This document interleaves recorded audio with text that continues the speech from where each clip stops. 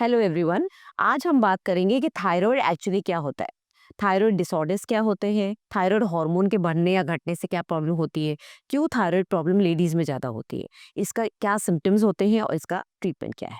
Right. तो हो सकता है आपको जो मूड स्विंग्स हो रहे हैं, आपको वेट गेन हो रहा है, आपकी पीरियड्स इरेगुलर हो रहे हैं, हर चीज पीसीओडी की वजह से नहीं होती, कई बार वो थायराइड की वजह से भी होती है। तो मैं हूँ doctor Sonal Parihar, practising gynaecologist in Jodhpur for the last 26 years.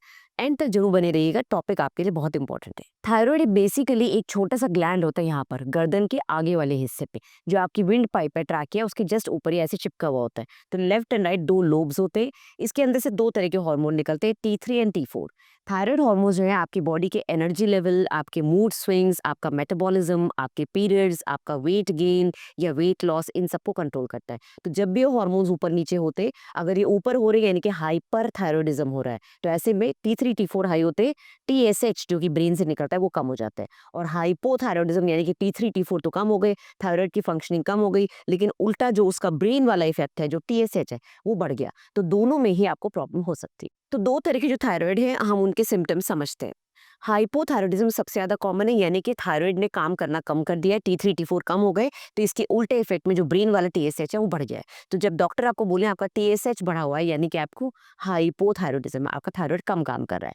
T3 T4 के कम होने से आपको बॉडी में सुस्ती आएगी, आपको थकान रहेगी, आपका कुछ करने का दिल नहीं करेगा, आप थोड़ा सा डिप्रेशन में जा सकते हो, आपको डिप्रेस्ड फील होगा, आपको कॉन्स्टिपेशन हो सकता है क्योंकि आपकी बावल्स जो अंदर इंटेस्टाइन्स है वो कम काम करेंगी, आपके पीरियड्स इरेगुलर हो जाएंगे, ज्यादातर पीरियड्स चढ़ने शुरू हो जाते हैं, आपका वेट गेन शुरू हो जाएगा, साथ में आपको गर्भधारण में यानी कि फर्टिलिटी में प्रॉब्लम्स आएंगी। अब आते हैं दूसरा वाला जो इतना कॉमन नहीं है, हाइपर थायराइडिज्म, यानी कि थायराइड से बहुत ज्यादा T3 T4 निकल रहा है। तो जब T3 T4 हाई होता है और TSH बहुत लो हो जाता है, उसको बोलते हैं हाइपर थायराइडिज्म। तो ज्यादा जब हार्मोन निकलेगा तो आपकी बॉडी हाइपर एक्टिव हो जाती है, आपको बैठे बैठे ऐसा लगेगा आपके हाथ कांप रहे हैं, आप बोलते बोलते आपके हो सकता है लिप्स कांपने लगे, आपको वेट गेन की जगह वेट लॉस होना शुरू हो जाएगा क्योंकि आपका मेटाबॉलिज्म बहुत हाई चला जाएगा, आपका BMR जो बेसल मेटाबॉलिक रेट है, तो थायराइड हार्मोन्स के बढ़ने की वजह से ज्यादा बढ़ जाएगा। आपको डायरिया होगा, इंस्टेड ऑफ कॉन्स्टिपेशन डायरिया हो सकता है, आपको पीरियड्स वापस से इरेगुलर शुरू हो जाएंगे क्योंकि थायराइड हार्मोन का डायरेक्ट इफेक्ट पीरियड साइकिल पे होता है। आपको हो सकता है घबराहट हो, आपको चिड़चिड़ापन हो, आपको नींद ना आए, ये सारे सिम्टम्स हाइपर थायराइडिज्म के हैं। अब आता है कि महिलाओं में थायराइड डिसऑर्डर क्यों कॉमन है। क्योंकि महिलाओं में दो हार्मोन होते हैं, ईस्ट्रोजन प्रोजेस्टेरोन। मेल्स के अंदर सिर्फ एक टेस्टोस्टेरोन होता है। ईस्ट्रोजन प्रोजेस्टेरोन का डायरेक्ट रिलेशन होता है TSH से। TSH यानी कि जो थायराइड हार्मोन को स्टिमुलेट करता है, वो थायराइड स्टिमुलेटिंग हार्मोन ब्रेन से निकलता है। तो ये महिलाओं में बहुत ज्यादा इंटरैक्ट करता है, इसीलिए पीरियड्स पे, प्रेगनेंसी पे, मीनोपॉज में थायराइड का बहुत ज्यादा रोल होता है। सिमिलरली ऑटो इम्यून डिजीजेस जो जिसमें कि बॉडी अपने ही टिश्यूज के अगेंस्ट एंटीबॉडीज बनाती है, उसको ऑटो इम्यून बोलते हैं। तो एक तरह की ऑटो इम्यून डिजीज होती है हाशिमोटोस थायराइडाइटिस। ये बेसिकली आपके थायराइड हार्मोन्स पे ही अटैक करती है डायरेक्टली, और ये भी फीमेल्स में ज्यादा देखी जाती है। बाल झड़ना, अगर आपके बाल झड़ रहे हैं तो बाल झड़ना या बालों का ड्राई होना भी बहुत इंपॉर्टेंट सिम्टम है थायराइड का। तो अगर आपको थायराइड है, वेल कंट्रोल्ड है, तो भी 5-6 साल बाद आपको फील होगा कि आपके बाल as compare to a lady जिसको थायराइड नहीं है, आपके ज्यादा झड़ रहे हैं या आपके ड्राई हो रहे हैं। तो अगेन थायराइड का रोल सिर्फ फर्टिलिटी या पीरियड्स पे नहीं है, वेट गेन पे नहीं है, आपकी बॉडी पे भी है, आपकी स्किन पे है, आपके बालों पे। ठीक है। तो अगर आपको इस तरह के लक्षण आ रहे हैं, नर्वसनेस होना या फिर घबराहट होना या फिर सुस्ती रहना या फिर आपको डिप्रेशन होना, मूड स्विंग्स होना, वेट का ऊपर नीचे, पीरियड्स का ऊपर नीचे, तो आप प्लीज अपना थायराइड का चेकअप कराएं। थायराइड के चेकअप में डॉक्टर क्या करेंगे, सबसे पहले आपका TSH करेंगे। TSH अगर नॉर्मल आता है तो फिर शायद वो और कोई टेस्ट नहीं कराएंगे। TSH अगर हाई है या लो है तो आपका T3 T4 होगा, और अगर TSH ज्यादा लो है, आपका T3 T4 हाई जा रहा है, तो एंटी TPO यानी कि थायराइड पेरोक्सिडेज एंटीबॉडीज, अगर हम ये सस्पेक्ट कर रहे हैं कि आपके अंदर थायरोइडाइटिस हो रहा है because of some auto immune disease, तो एंटी TPO एंटीबॉडीज का चेकअप होगा। अब इसका ट्रीटमेंट क्या है। सबसे अच्छी बात यह है कि थायराइड जितनी प्रॉब्लम करता है उतनी जल्दी ही ठीक होता है। हाइपोथायरॉयडिज्म यानी कि जब TSH हाई है, तो इसमें आपको जो थायराइड रिप्लेसमेंट थेरेपी है, क्योंकि हाइपो है, आपका थायराइड काम नहीं कर रहा है, तो जो T3 T4 थायराइड नहीं बना पा रहा है उसको हम एक्सटर्नली देते हैं। ये आती है लीवोथायरोक्सिन के नाम से, एल्ट्रॉक्सिन है, थायरानोम है, बहुत तरह तरह की दवाइयां हैं जो कि ब्रांड नेम से आती है। इसको आपको डिपेंड करता है कितना आपका TSH लेवल है, उसके अकॉर्डिंग 12.5 mg से लेके 100, 150, 200 तक जाती है, और ये बहुत जल्दी कंट्रोल में आ जाता है। बस आपको देखना है कि आप इसको टाइम पे लें। सुबह अर्ली मॉर्निंग भूखे पेट इसको लिया जाता है। आधे घंटे तक आपको पानी पी सकते हैं, चाय बिस्किट अगर कुछ नहीं खाना है। ठीक है, तो ये जल्दी कंट्रोल होता है। हाइपरथायरॉयडिज्म में कार्बिमोज़ोल देते हैं, प्रोपाइल थायोयूरेसिल देते हैं, तो ये पीटीओ और ये सारी ड्रग्स भी बहुत जल्दी इसको कंट्रोल में करती है।